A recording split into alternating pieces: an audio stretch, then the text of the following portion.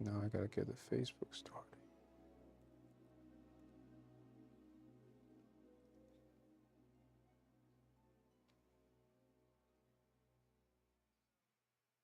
It's beginning to look a lot like Christmas everywhere you go. Take a look at the 5 and 10. It's glistening once again. Candy canes and silver lanes aglow. It's beginning to look a lot like Christmas. Toys in every store. But the prettiest sight to see is the holly that will be on your own front door. A pair of hop-along boots and a pistol that shoots is the wish of Barney and Ben. Dolls that'll talk and will go for a walk is the hope of Janice and Jen. So many technical difficulty today. Oh, I'm not on there yet. Wow. Next time, I'm not gonna do any meetings before my podcast. It's like, oh gosh. There's a tree in the Grand Hotel, one in the park as well. It's the sturdy kind that doesn't mind the snow. It's beginning to look a lot like Christmas. Soon the bells will start, and the thing that'll make them ring is the carol that you sing right within your heart.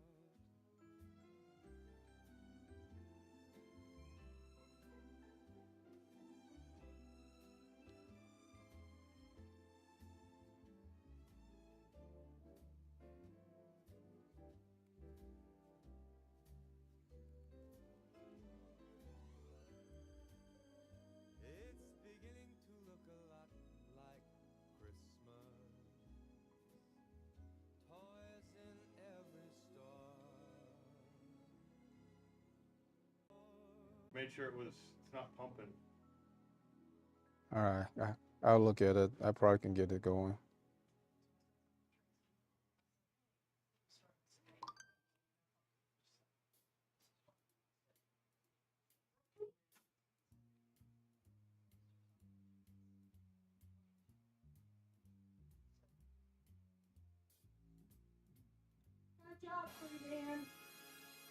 Better watch out. You better not cry. You better not. All right. I'm Whew. telling you why. 'Cause Santa Claus is I'm online right now. You can talk. That's fine. Everybody else will hear too.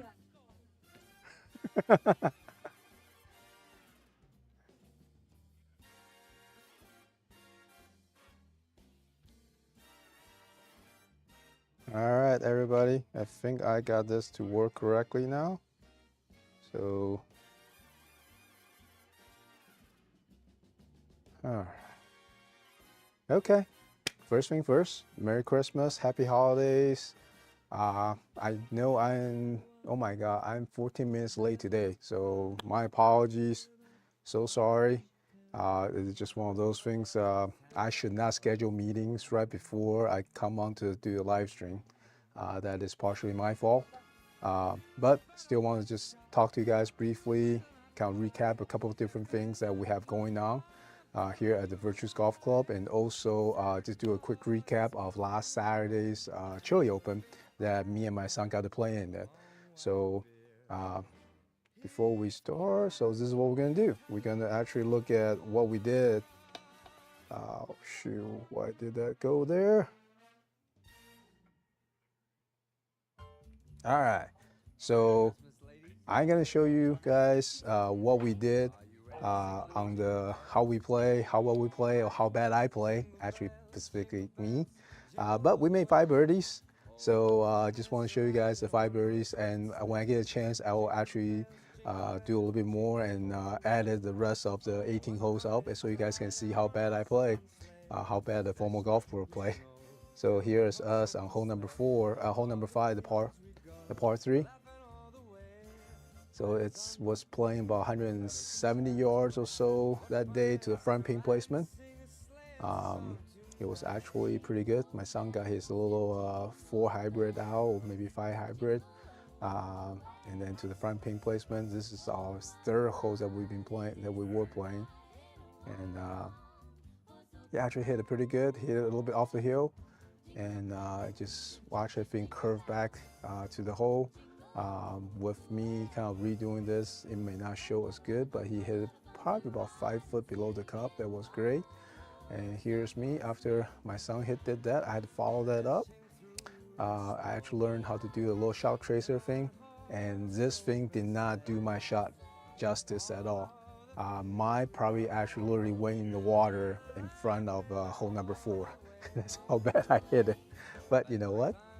Hey, we play a 2-man scramble, and 2-man scramble, sometimes you gotta rely on your partner just a little bit. And here's him about 6, maybe 7, 8 feet up the hill, a little right to left. The little kid just knocked it in like he's a champ. So that was awesome there. So that's our birdie number 1. Oops, hold on. So here's us, hole number 6, playing about 250, 60 yards up the hill. I tried my best, hit a really, really good drive, and just bounced a little bit right, and had a little bit of bunker shot laughing. My son didn't even hit. Here's my little uphill bunker shot. I tried to hit it a little bit more or less straight of the flag, just a little bit left of it. Hit a little spinner, and it actually got out, and I was about 6, 7 feet away from the flag. And my son here, he is gonna try to hit, Joe here is gonna try to hit a little higher floater up there. I love that little shot tracer we can put on there nowadays. And he hit a really good shot. He hit about, we probably have about 5, 6 foot left. And then here's the putt. He just barely missed it. He just hit a little short. And then here's me. Hey, dad to the rescue, right? And then boom, I barely made it. That putt was so slow, I didn't think it was gonna get there. All right, that's also a 2 birdie, and then we have a lip out on hole number 7. Otherwise, we could do 3 birdies back to back. But now gonna get the train going after they calm down a little bit. Oh, I got to show you guys hole number 9. There you go, hole number 9. That's a little preview I've been sending to everybody. That on the Facebook page. So you probably have seen this for a little bit.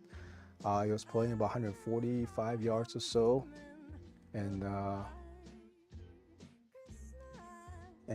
just pings right dead in the middle.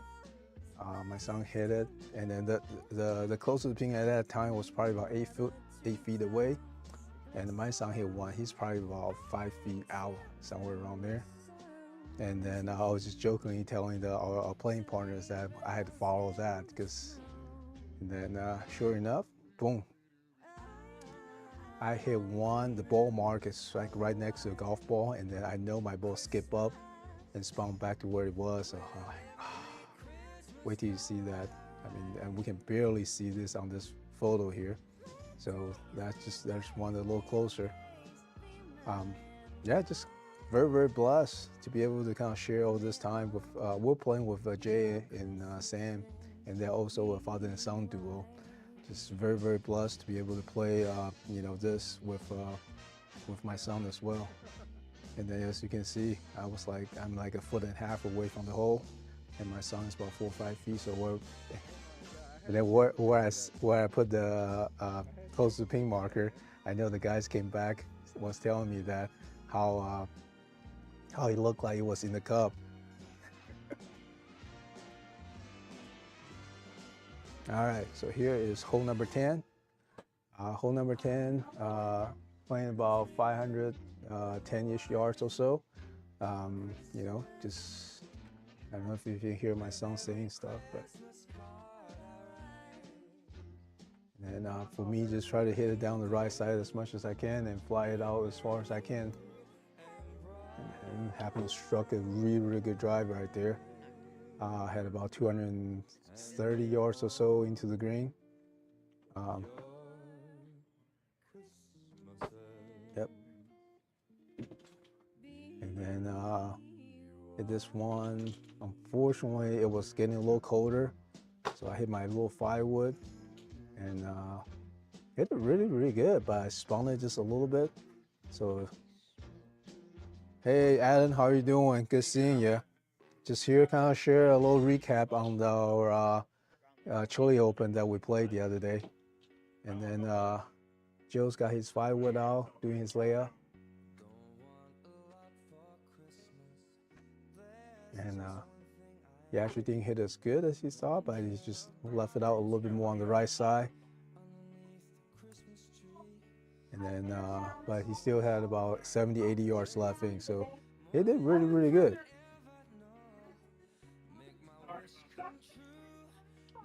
I mean, we're not in any hurry, so we just went out to So my little, oops, now you see how I chunked my little chip shot. Well, Joe here's to the rescue now. It's his turn to help me out a little bit, so I just bail him out, right?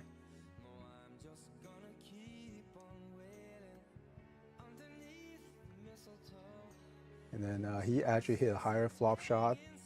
Got probably about 3 foot left. Here's Sam Austin making his birdie putt.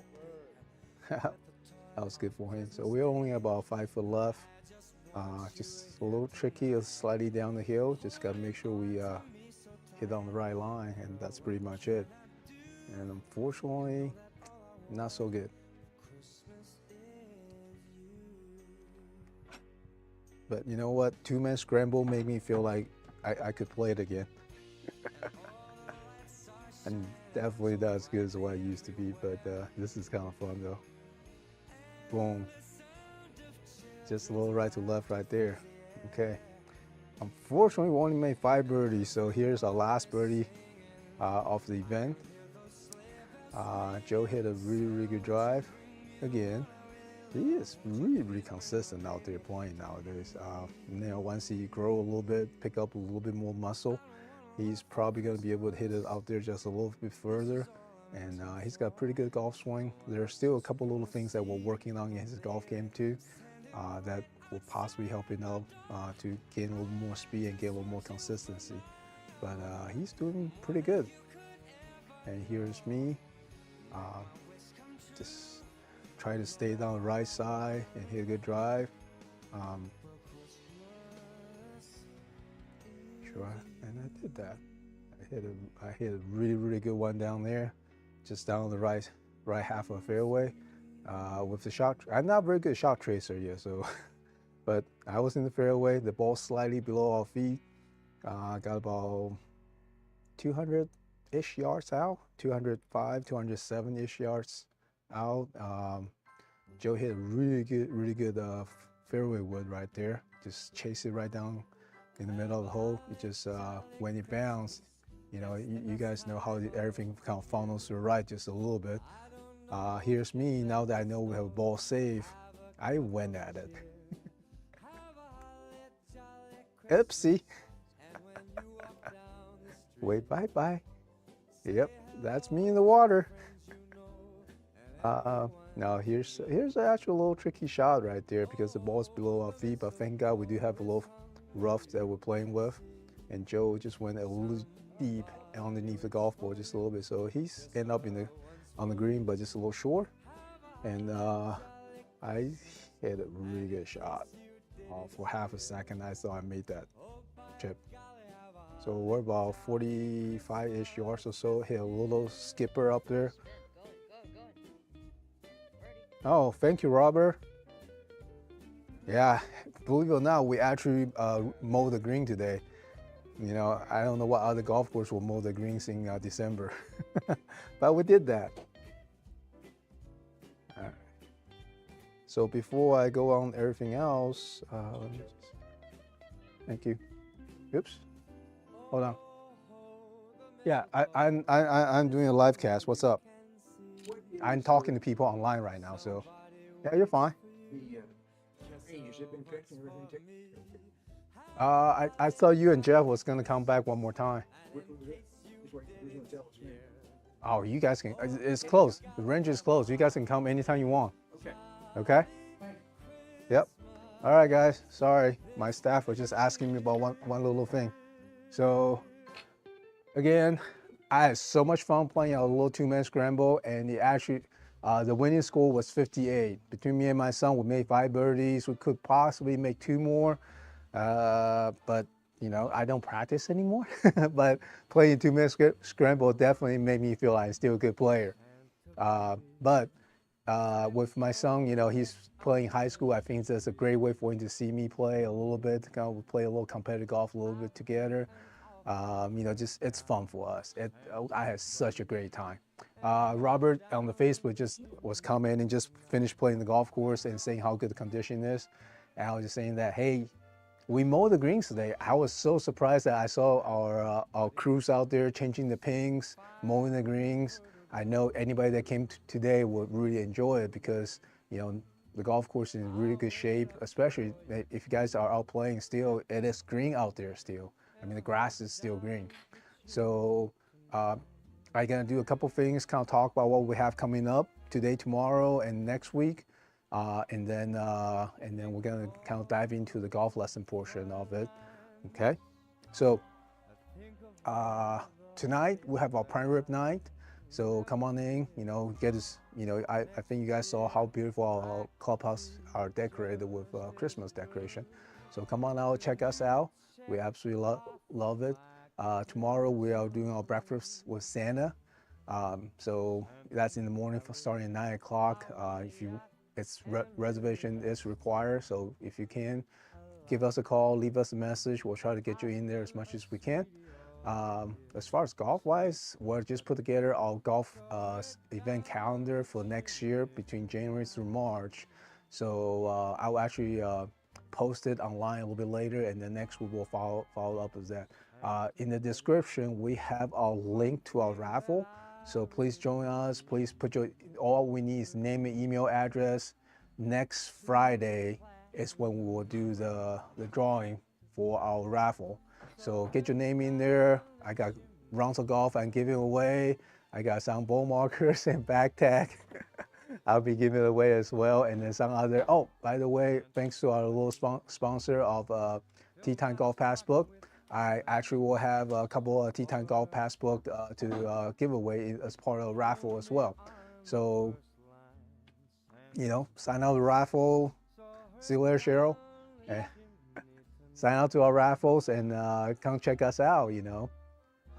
And then you might have a chance to get 2 Tea Time Golf Passbook. Now, in season, other than what I'm doing on the holiday sales on our website, the Tea Time Golf Passbook will save you the most amount of money when you play golf here, especially if you use our Tuesday and Wednesday Force and Special. And if you actually play other courses, they have really good deals in there as well, so go check them out. But hey, I'm giving away 2 Tea Time Golf Passbook this next raffle next Friday, okay? Raffle drawing next Friday. So let's go over what we got going on real quick. All right, here. So we got the holiday sales on our website. I got 2-cent special, 4-cent special that's in there. So make sure you stop in there and take a look at it. And then obviously all the Pro Shop merchandise is on sale for 20% off. And if you buy anything more than $50, you get a 50% off voucher for next year's green fee. And oh, I should take that down. I will do that. Prime rib night is tonight. Just, you know, 10-ounce queen and then 14-ounce king are $24.99 and $29.99. And then lastly, we got our breakfast with Santa. So now one of my golf member actually volunteered his time to be a Santa for us as well. And so I will have 2 Santas. One is actually in our lobby taking picture with the kids. Another Santa will be in the dining room roaming around and then keep the kids entertained and keep the kids having fun.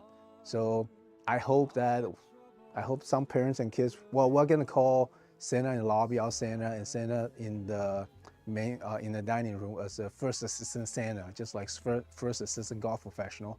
I hope the parents will be and the kids won't feel too bad about that. All right, so let's go into the golf portion of it. And so one of the things a lot of times I'm seeing in a lot of players is how they don't know how to release through impact properly. Now, when I say release through impact, I'm seeing a lot of hand movement or hand actions through impact that look like this. Once they come down in here, and then you actually have a like this is I'm showing is a flip. So through impact, if this angle between the palm and your forearm actually see a little angle right there. If you do that, that's more of a flip. And you can become a somewhat decent player doing a little bit under flipping. The only drawback to that type of a hand release is that you tend to pick the golf ball, you tend to hit the ball a little bit higher, and you tend to spin the ball a little bit more. Now the next type of hand release is that you just come down pretty good shape and then you roll your hands through impact. So you actually see that the back of your left hand actually will rotate and the knuckles will actually rotate through this way. And then by the time you come on through impact, once your left hand it kind of goes through your left side, you'll see this actually rolls just a little bit, and you'll see from at first you'll see two knuckles, and then you went from seeing no knuckles. Okay, that is a more of a rolling release. Phil Mickelson used to do that, and that's one reason why he hit his driver left and right, even though he can hit it really far. But just consistency will be an issue. The last one is what I prefer to teach, and then it's probably one of the most better player will do that, is we come down, create a nice little lag, and on the way down and impacting through, you actually see this, that they actually hold on to the angle, and you won't see much of rotation in the forearms, and you just see that they drive through, even though when the hands is swing past their left side. Okay, after that, after the ball is gone, you'll see people roll, you'll see people flip, you see all kind of thing going on through impact after that. So, but what we really care about, what we really try and do is between your right side and left side, how your hand moves through impact. And when you actually film yourself and slow yourself down and just really watch how your hands go through impact, you might be going like this, you might be going like this, you might be going this way, and figure out which one you are and work towards this type of impact. That will be what I try to teach almost everybody. I think that's one of the most consistent way of hitting a golf ball. So two things to achieve that, usually I try to start with two things. One is the squareness of the club face coming down through impact. And then two is how to get the feel of your hands staying in front of the club head through impact. So those are the two things that we always work on. So whenever I teach this, I always focus on two. So on the first one is the squareness, that we need to square the club face. Now, I have to do one assumption first. That is, you do have a good grip, okay? Maybe next time I'll delve into what is a good grip when we play golf. But I'm assuming you have a good grip right now, okay? And then if you have a good grip, the back of your left hand is to represent the club face. Let me grab a club real quick.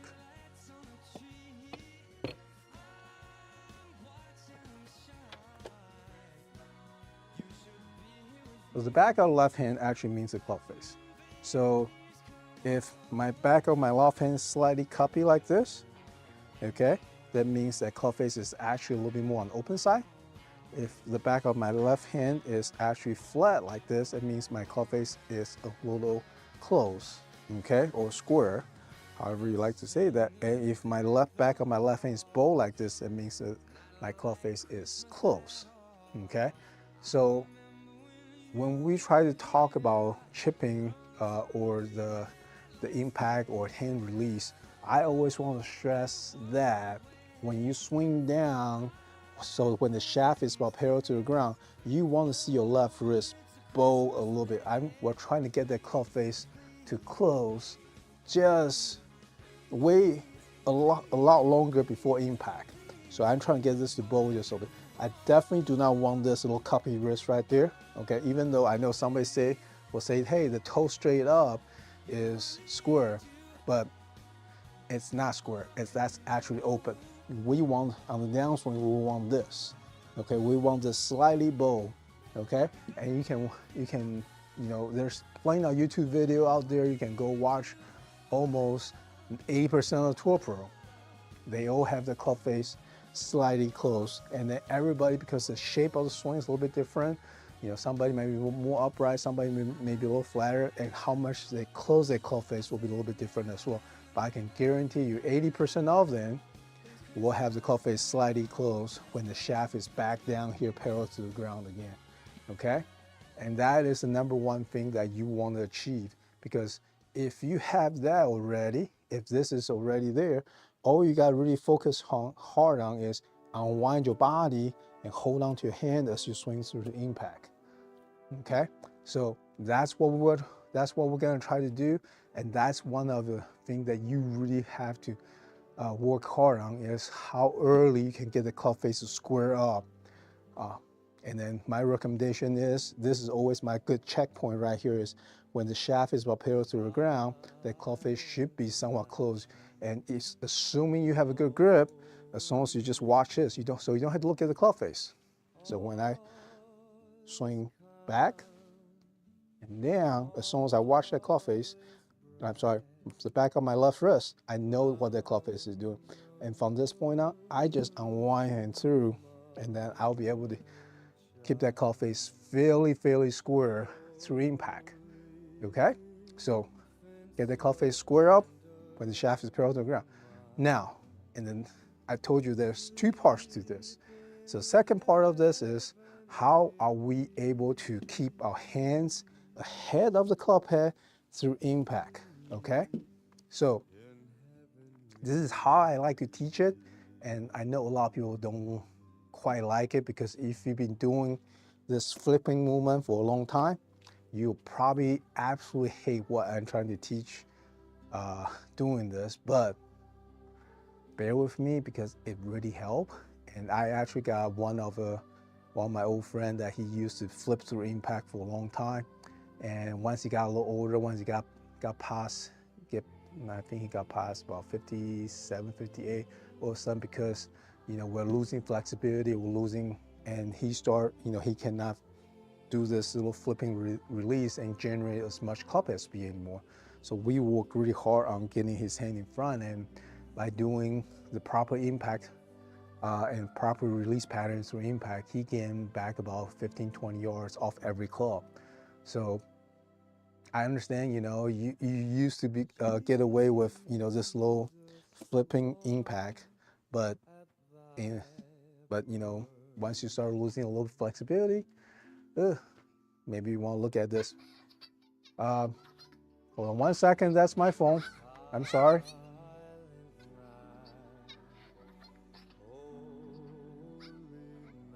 I gotta get this. Sorry guys. 喂，我现在在 live stream， 所以你讲话大家也会听得到哦。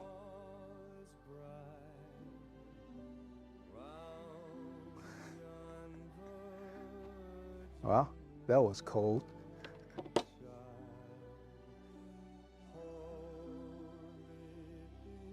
That was cold. All right, so back to our lesson. So what I always try to get people to do to create a little better impact is this. So we start our workout chipping, okay? So the chipping movement is this. It's when I swing back. Now you think about this as drill, think about this as chipping, whatever you like to do. But when we swing back, I want you to feel like the shaft has very little wrist hinge in there, okay? And I want you to learn to create a little wrist hinge or down cock during the downswing, okay? And from this point on, I want you to strike the golf ball, okay? And then pull through, just like this. So the the movement looks like not very much wrist hinge. Increase that wrist hinge, strike the ground, and move through. Okay? So here, down, and through. And then when you work on this, you really want to focus on doing it on the downswing, okay? Not on the backswing, okay? Because a lot of times when I get people to do this, they start doing this. Okay? So here, down, strike. Here, down, strike. Okay? You can do that as a chipping exercise, and that should help quite a bit. Okay? Sorry. So that should help quite a bit. Hey Larry, just see your comments. Thanks for jumping on again. So those two things are the two most important things I will be working on, trying to improve my low release pattern through impact. Okay, so because one, this will help getting the cuff face square. Now, a lot of times when people are trying to work on their release pattern through impact, they will try to get this, try to get the down cock, get the through impact feeling. But what happens is they left the cuff face open here. So wherever they do this, creating a little down cock and drive the hands, left the cuff face open, and you're gonna hit a lot of squirrely shots straight off to the right, like I did on hole 5 and hole 16. And you don't want to do that. So that's why you want to make sure on the way down you get that cuff face squared by looking at your back of your left hand. And after that is how can we create a little more wrist hinge and drive it through. Okay? So those are the things that I want you to think about and start working on. And by you working on the little chip shot, you can learn that feel of what is through impact properly with your hands. Now typically this is where I will stop my lessons and I will get the guys to start practicing. And once you understand how to work with your hands through impact, then after probably another 2 or 3 practice sessions, then we'll start teaching you how to incorporate your body as in a full swing, okay, as in a full swing, and help you to actually get that into your full swing. So it's not just, you doing a chipping movement, but at least by following this 2 little things, get the cuff face to square early and learn to create a little more lag through impact, you should be able to learn that by doing the little chip shot, pitch shots around the green, 30, 40 yards out. And after that, usually I'll have to come back and teach you how to incorporate that into a full swing. And sometimes I didn't. There's 2 students I gave lessons to. Once they understand that feeling through impact, they got it, okay? Well, let me check the comments real quick.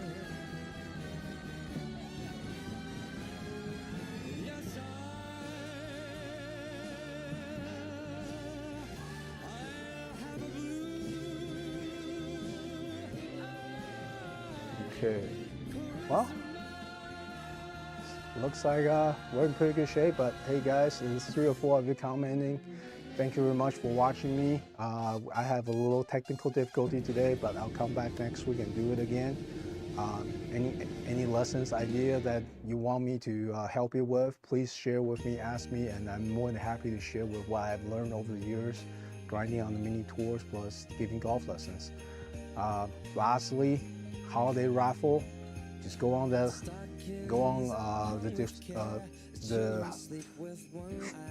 give me a second. The link in the description, it should be there. If it's not there, I'll put it in the comments. It'll be the first comment. I'll pin that on top, and just click there, sign up for raffle, win some free golf. Tea Time Golf Passbook was generous enough to donate a couple books for our drawing as well. So that's going to be part of our drawing. You can get our lowest rate through Tea Time Golf Passbook. Other than my holiday web store has the lowest rate, but once that is over, Tea Time Golf Passbook will have my lowest rates throughout the season. So check that out. And then other than that, thank you very much for coming. Prime rib nice tonight. And then tomorrow we have Breakfast with Santa. I will be here helping to run the Breakfast with Santa, so if you guys see me, please stop me and say hello. My son will be helping me as well. All right, thank you very much. Happy holidays and Merry Christmas. One more down.